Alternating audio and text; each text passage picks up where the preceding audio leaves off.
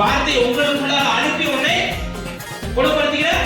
அக்கினியில் நடந்து வந்தோ, ஆனால் சேதம் ஒன்றும் இல்லையப்பா.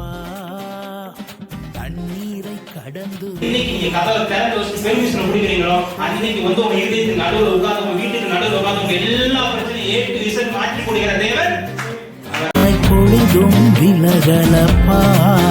உங்க கிருப எங்களை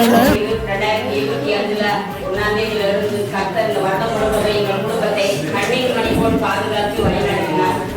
அவரோடு கொஞ்சம் டிஸ்டன்ஸ் ஆகி போக வேண்டியதாகவே இருந்துச்சு. நான் ஆண்டவரை அடிக்கடி கேட்கிறேன், ஆண்டவரை நீர் கொடுத்த கிருபையை நான் மண்ணில் வச்சு புதைச்சிடக்கூடாது ஆண்டவரே அப்படின்னு. இருப்பதும் இம்மூல மகாமல் இருப்பதும் தேவனுடைய சுத்த கிருபைதான். நான் பார்த்த என்னோட வயசு கொஞ்சம் கம்மியாக தான் இருந்தாலும் என்னை பார்த்தவங்களுக்கு தெரியும், மேலையாற்றில் இருந்து ஒரு நாள் கூட நான் கஷ்டப்படாம இருந்ததே கிடையாது. இந்த இடத்துல நான் உயிரோடு இருக்கிறதுக்கு காரணம் வந்துட்டு என்னோட வாக்குதான் கட்டாயம் நிறைவேறப்பட்டது. இந்த 1 வருஷமே எனக்கு பாதுகாப்பு ரெடி போட வழி போகிறது. எவ்வளோ 3 வருஷமா படிக்க மட்டும் ஆகல, மக்கள் பாருங்க கொஞ்சம் எல்லா செலவுனால 3 வருஷமா நல்லபடி படிச்சு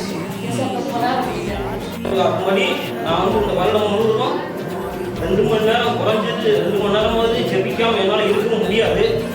செபிக்கிறதுக்குண்டான வல்லமை எனக்கு கொடுத்துருக்காரு. இந்த வருஷம் கர்த்தர் கிருபையினால நான் நல்ல ஒரு ஹாஸ்பிட்டல்ல ஒரு நல்ல ஒரு போஸ்டிங்ல ஓடி ஆபரேஷன் தியேட்டர்லயும் சரி ஜெனரலுக்குலயும் சரி கர்த்தர் இதுவரை இருக்கிறதுக்காக